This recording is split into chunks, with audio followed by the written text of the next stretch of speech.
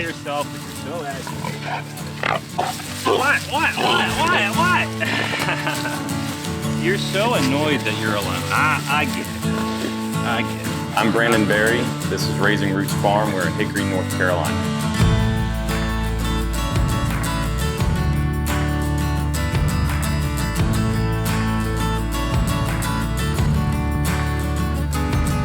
Son of a man who worked his fingers to the bone, just trying to make something out of nothing, you know.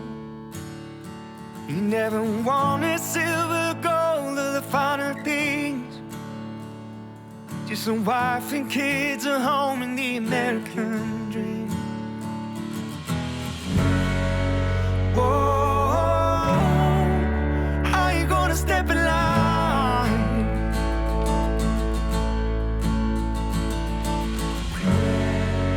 Whoa, baby, this is our time to rewrite our American dream.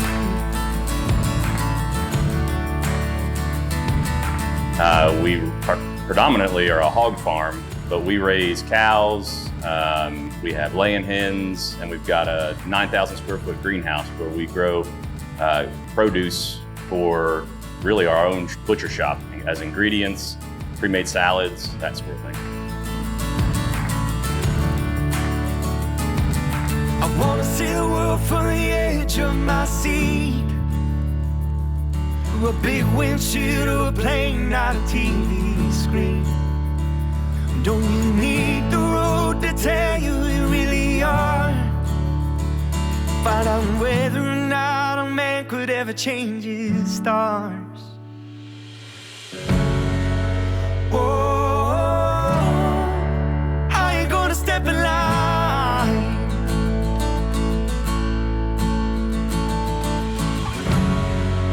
Whoa, baby, this is our time to rewrite our American dream. We're a family-owned and operated farm, and the family, each time we make a decision on a part of the farm, we kind of do that together and decide, you know, how we're going to manage that and who's going to be responsible for it and how that's going to fit with sort of the family's routines, and that's how we've navigated each aspect of the business with the family unit.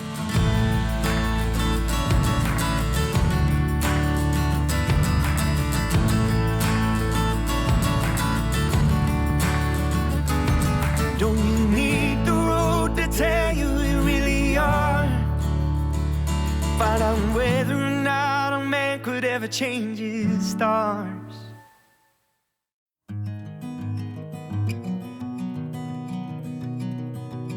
So we started in the backyard of our home across town and created a small little greenhouse there that was aquaponics focused. And it was on the north side of the building, which is not a favorable place to grow food. You don't have a lot of sunlight. And so through those challenges, we kind of learned a lot of different agricultural practices. And in doing that, we found that we enjoyed working together and learning together. And that has kind of compelled us to take the leap out of the backyard and into the commercial side. But this is the nursery. So these plants are dead. Oh yeah. So Jennifer and I kind of undertook this greenhouse not having a clue what we were doing.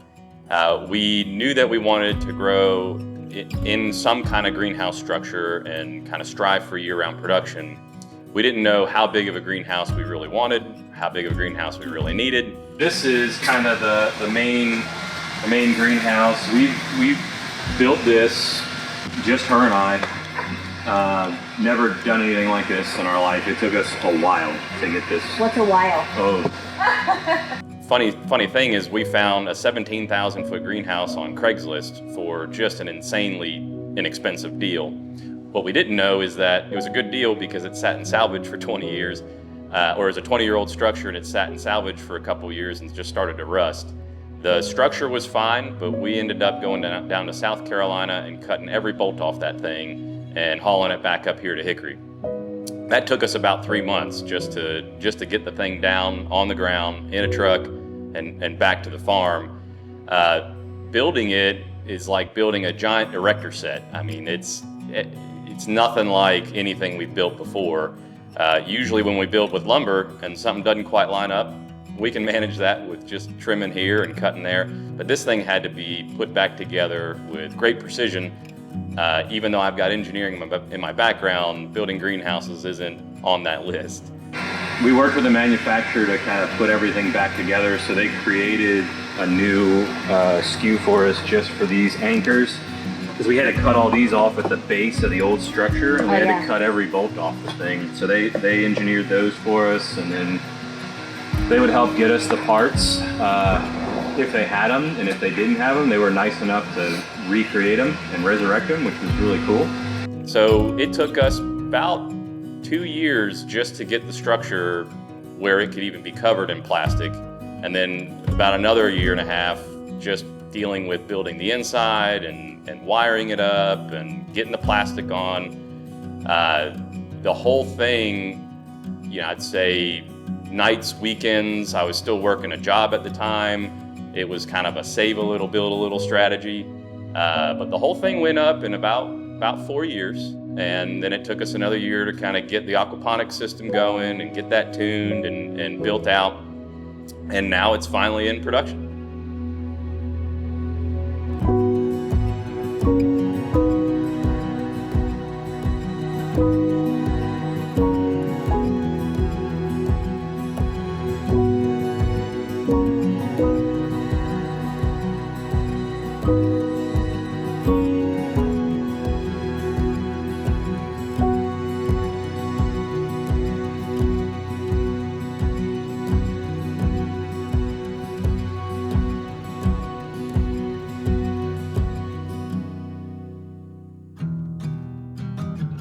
When we began to scale the aquaponics system, we knew we kind of had to do a little bit more than just produce.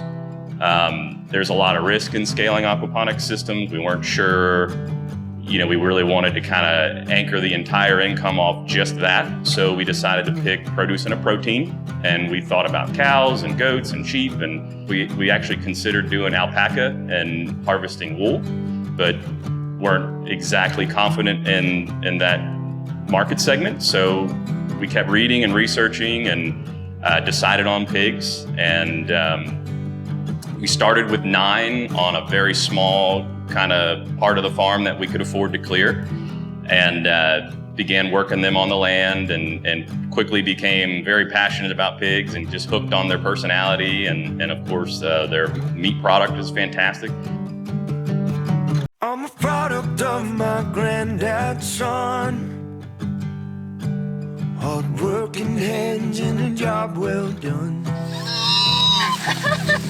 Skin as thick as railroad ties. And you could see kindness in his eyes. We raise Gloucester Old Spots, and they come from the UK predominantly. They've been in the US for a number of years, and we were attracted to this breed kind of because we're a sucker for a good story. But a few other important aspects as well. They were nearly extinct from the US, and their populations were heavily declined in the UK. And there's been a number of folks who have not only come to the old spots to help conservation breeding, but many heritage breeds.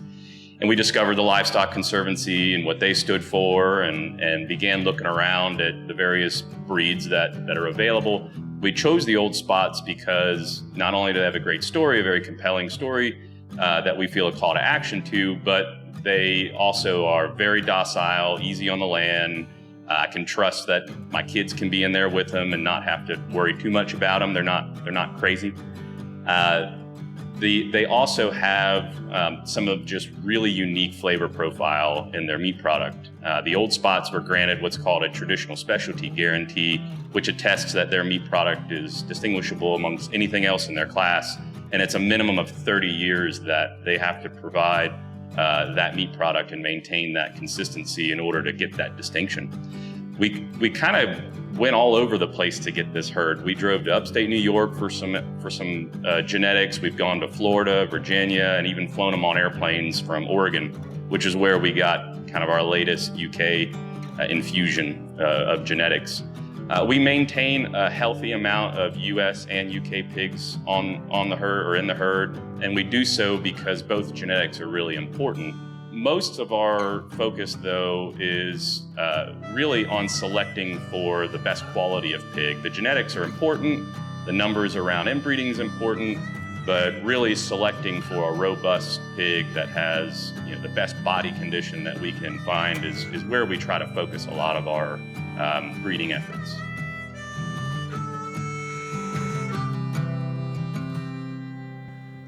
Blood is in my own, the good and the bad and in between.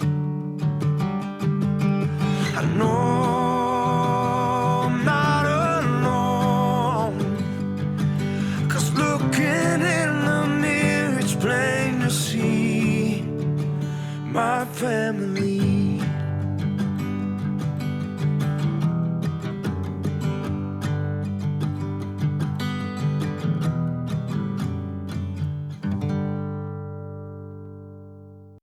We all walk with an outer glow, living on our insides, casting shadows. The world's spinning around again. We all know, but we all pretend.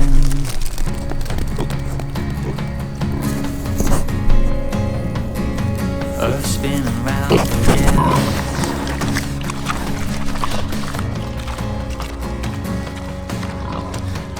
So our farm consists of 7 acres originally, and we started piecing together additional property onto that farm just a little at a time. And over the course of a couple years, we assembled about 50 acres here of all continuous land that we're developing into pasture and operating the farm on.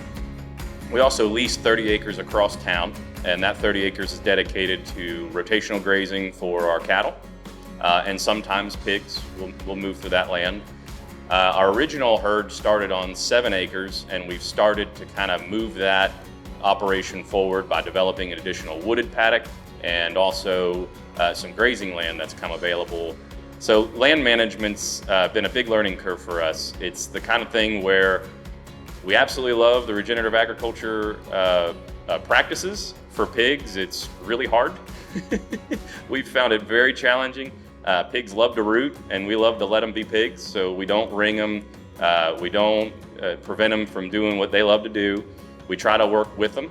So we've used our pigs to kind of clear out various wooded areas. We've used them to till up, kind of rotten, or not rotten, but rocky land that's really compacted. And then we've even made mistakes where they've been on land too long, and now we've got to go back and fix that.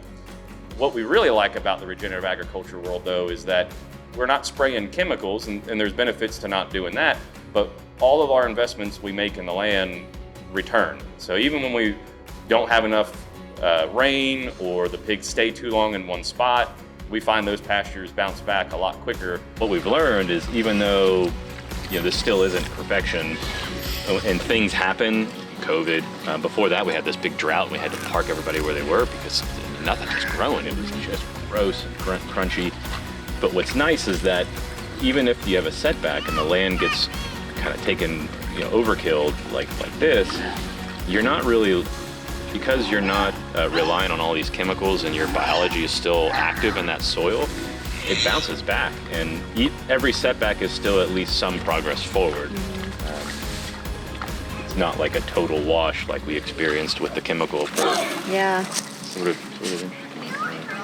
So a lot of our land is dedicated to just pigs, and we use both wooded areas and pastures for their management. We'll use a lot of cover crops like clover, turnips, brassicas, and various grasses that the pigs like to chew on.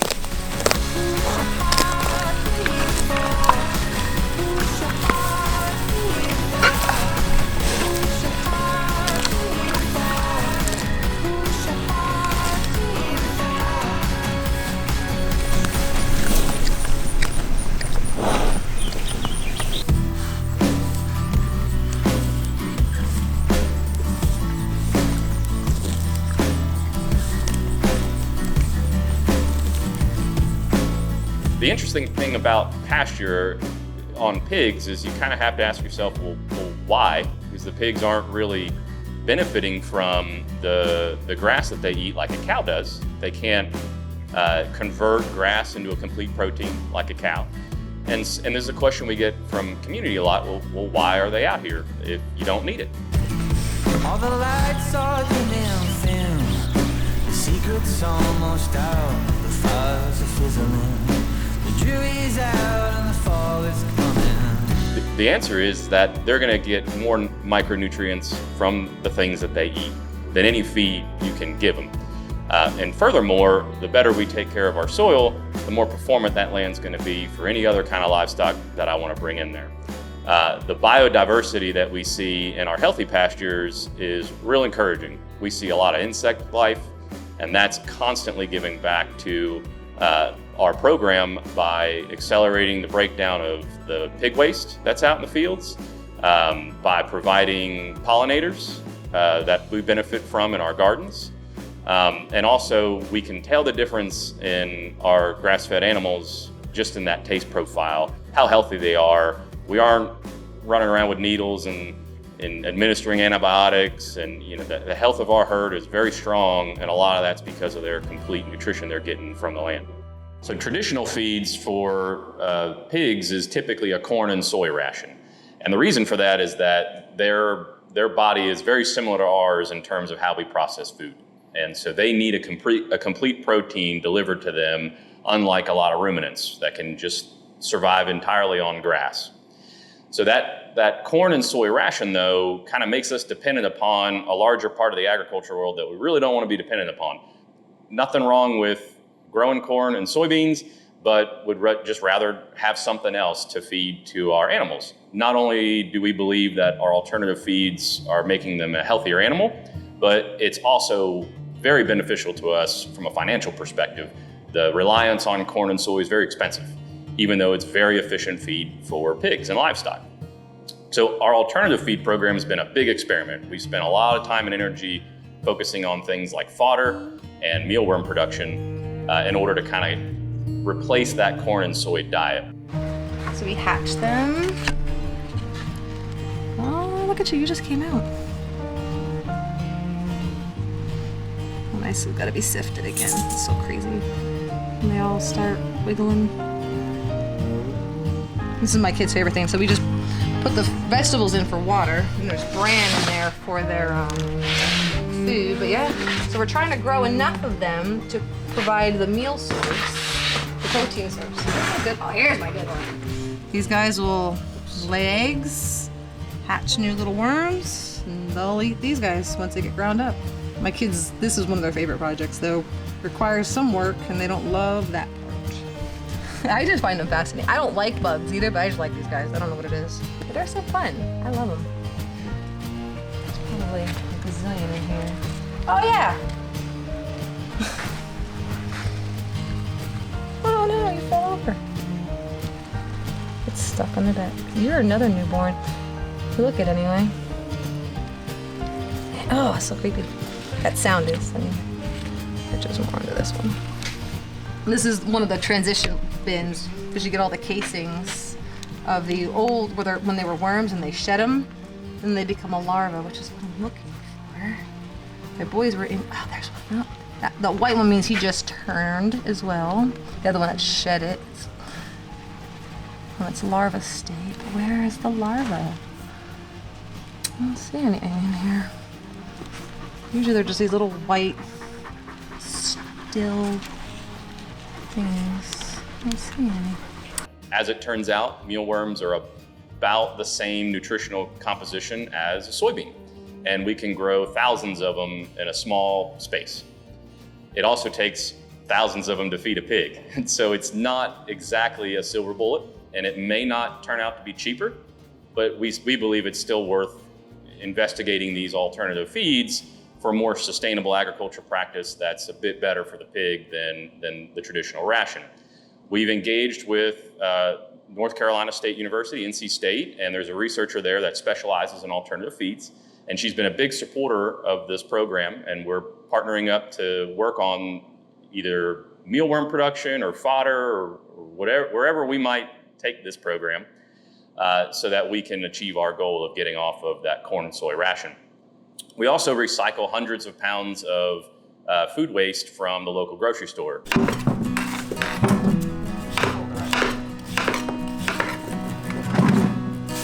Lowe's Foods, they bring, this is all their pick and prep stuff, all the stuff that they pre-cut, so people can just buy because they don't want to cut up their own watermelons and all that good stuff. So on the tops of strawberries,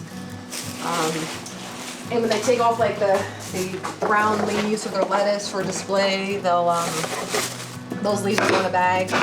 They'll husk corn. You get all the corn husks. I usually bring those over to the cows because the pigs don't really love them. Pigs prefer the fruit, all the sugar, of course. But it really helps in the winter when we don't have any pasture for them to really eat the green leaves and stuff. Give them their veggies. Pepper, stir fry stuff.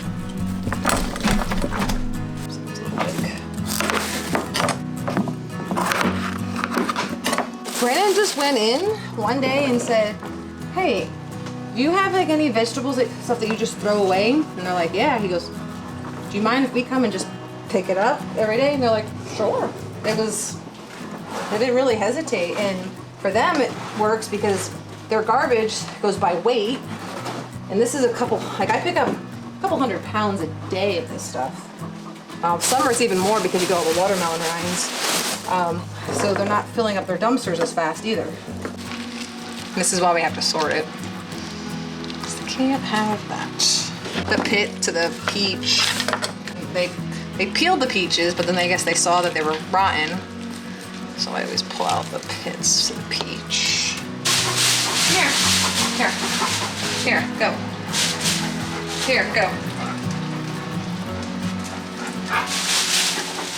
With everything we have going on, it's like time consuming to get across town and pick it up, do this every day, and plus all your other farm chores. But we're probably sticking to it. It's good for the environment. Otherwise, all this just goes in the trash. They appreciate because all this would just sit in their dumpsters, rotting and smelling. So it's kind of a win-win for them. They got into a point there. All my stuff. Where they know what like pigs can have and can't have. Like they can't have like the oranges and onions and certain things. So there. And that's usual. All right, boys, you gotta move. Bye-bye. Conveniently packed pineapples, for example. All those pineapple rinds that are very healthy to eat go into a very measured kind of program for our pigs, where we control the sugars and carbohydrates and things that are coming out of those waste buckets, and making sure there's no mold or food scraps that they're not allowed to eat. But the pigs really enjoy that balanced diet that they're getting, and we're enjoying the fact that that's not going into a food waste or into a landfill someplace.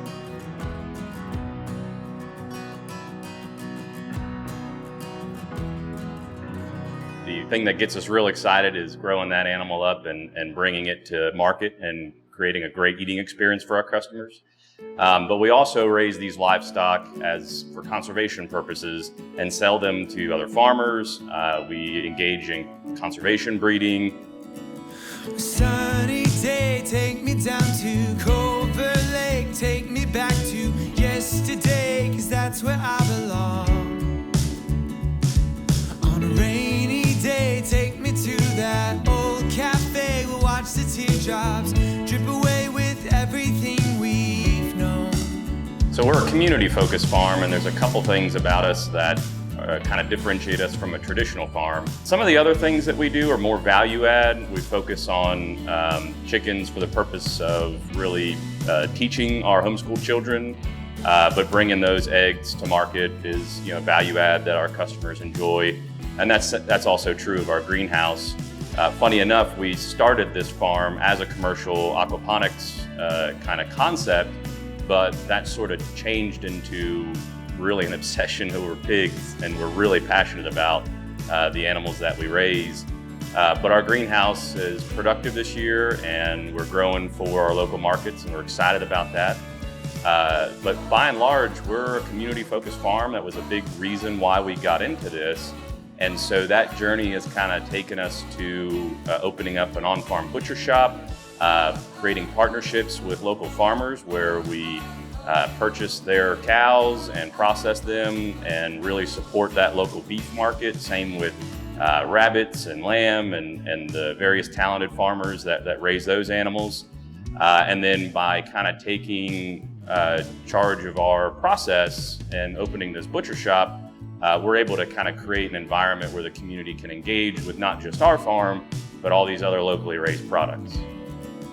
Sunny day, take me down to Culver Lake, take me back to yesterday, 'cause that's where I belong. On a rainy day, take me to that old cafe, we'll watch the teardrops drip away with everything we've known. So we took the journey to open a butcher shop pre-pandemic. For us, it was out of a little bit of frustration that we would put so much energy and effort into raising a very specific pig, a very specific way, and we wanted a very specific experience for our customers, and the local or even just kind of the state of support around that doesn't exist for homesteaders and small farmers. Local processors are there to operate a business model that is larger than any of us. And it's kind of it's not common to have a processor in your local area that's going to cut very specific niche things, off of a pig or produce very niche specific products for you. So we recognize that, and for us it was either, all right, this is a hobby and we're just going to grow pigs and have some fun, or this is a business and a lifestyle, and therefore we need to take control of kind of that quality of product that we're going to deliver to the end customer. And that's the option we went with.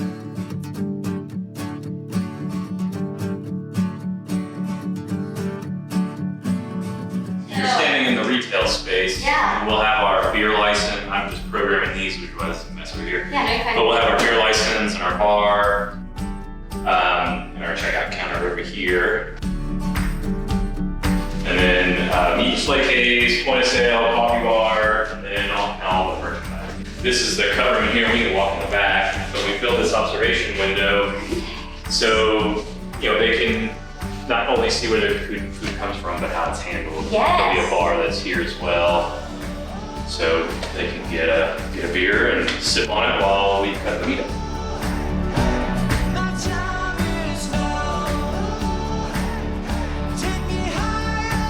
So we opened up a butcher shop having never really cut meat before. I've never been a butcher. I don't have farmers really in my family. So we might be a little out of our mind for doing this. And the worst thing is like, I'm really prone to cutting myself because it's cold. It's like 36 degrees in here. It's fun. When it's all about the race, no turning back, too late. Got my bones about to break. Body's numb, can't feel the pain. But my soul still got the fire. Got my heart beating faster. No time to waste, 'cause my time is now. When the pandemic hit and the overwhelming kind of surge of support around local food happened, it gave us that kind of encouragement and validation that this was the right direction to go in, which is good. That's it's good to have the customers show up and validate the business model. So that's exciting.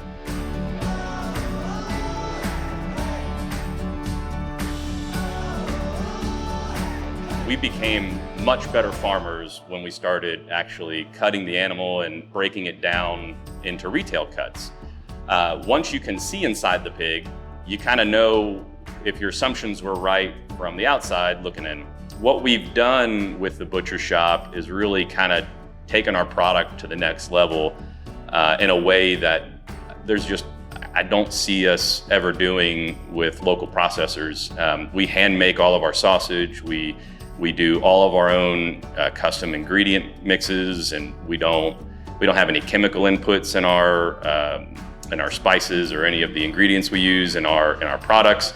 And that makes us very excited, because now we know that the product that's going out the door is something that we can look the customers in the eye and say, this is the best product we're capable of bringing to market. I may be slow to get back up, but I'm not done yet, haven't had enough. Yeah, I'll knock 'em right down. Yeah, knock 'em down. Come on, any wall to the ground. Folks constantly buy our new sausage flavors, and they really kind of gotten into the fact that we're bringing not just our product to market, but other local farmers' product to market.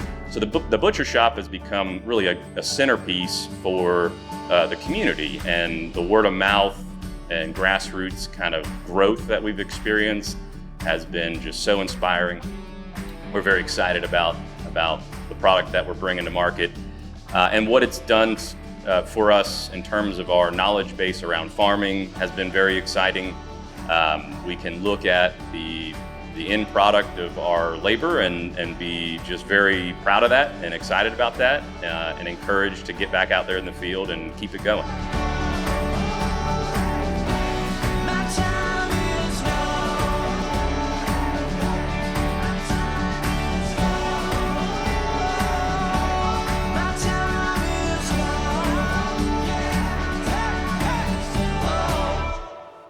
So this is the classic salami, hot sopressata, sweet sopressata, all from Jocko Mobiles.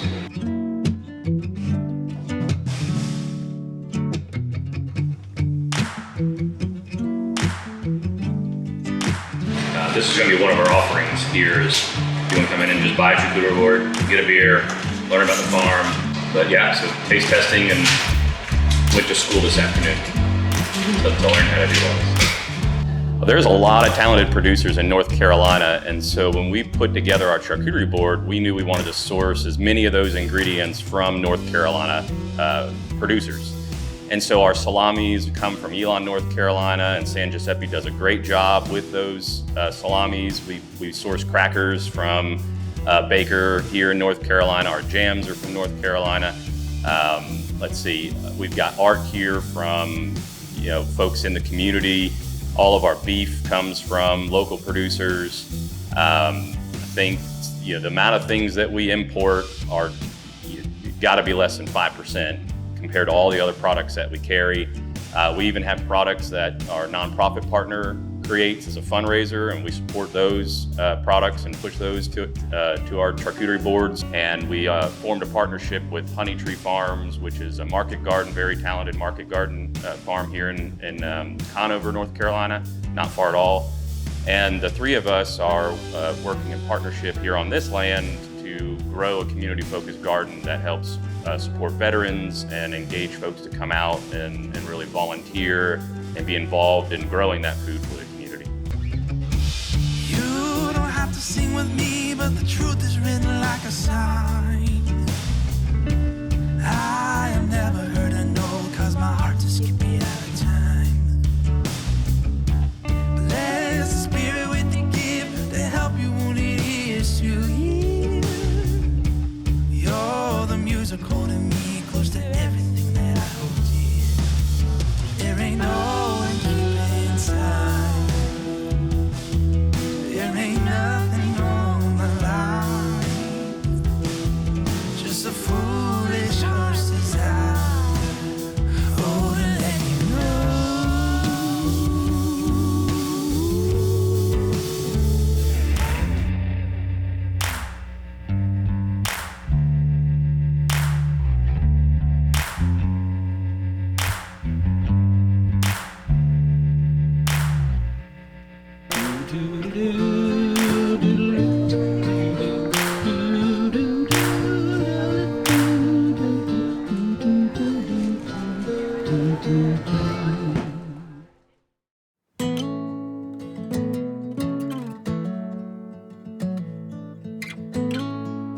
the biggest learning curve for us has been land management. It's things change on pasture, and there's a lot of the knowledge out there is locked in older farmers' heads, and it's not on Google. It's not even in a book a lot of the times.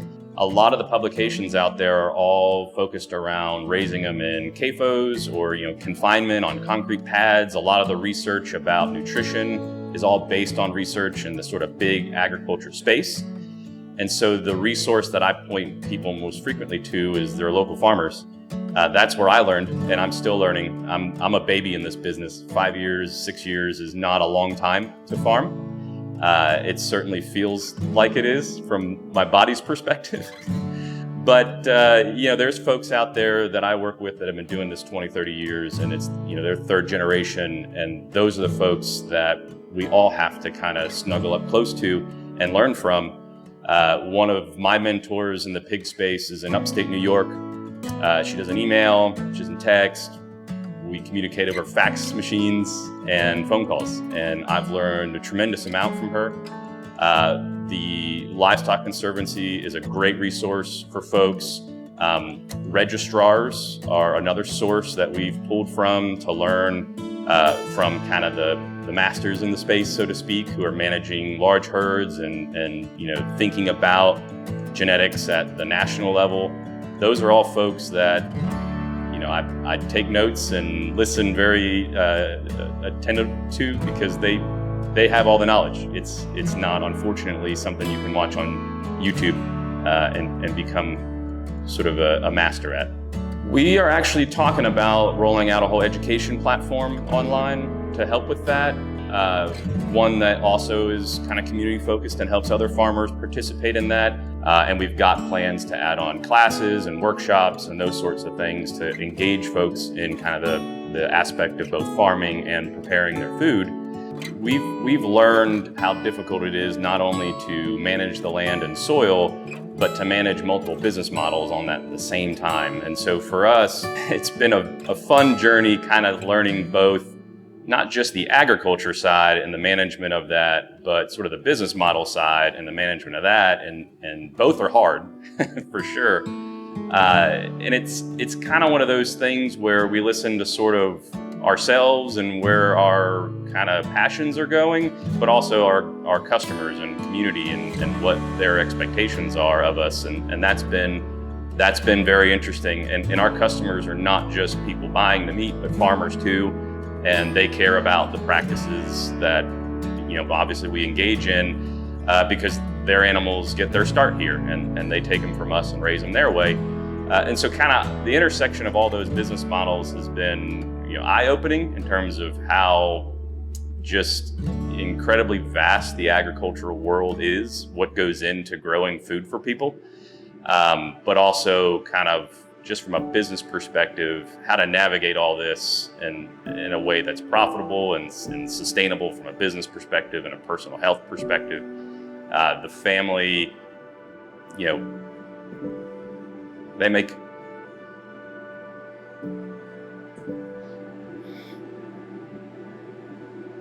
I'm real proud of my family and all the sacrifices that they've made. Because this journey, it comes with a tall order in terms of demand. I think that's the sort of thing, from a journey and a learning curve perspective, that cost, that management of the family's investment, that's a big deal. Yeah, I'm real proud of my family, and I think, we check in on each other all the time and ask, hey, do we still want to do this? It's every bit as hard as it was yesterday, and it will be that hard tomorrow. And every one of them just signs up for it again and again, and it's the kind of lifestyle I think you choose, and then it inspires you and keeps you going.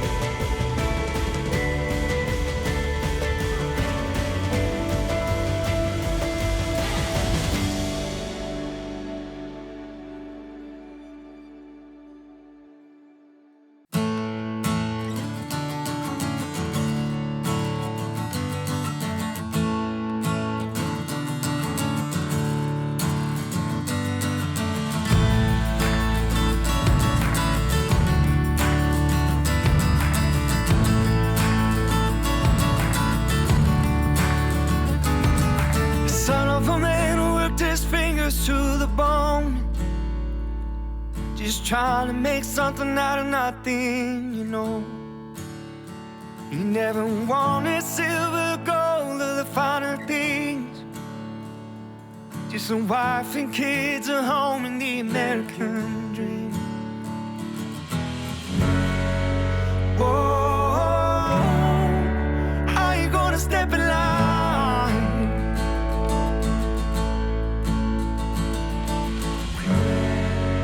Whoa, baby, this is our time to rewrite our American dream.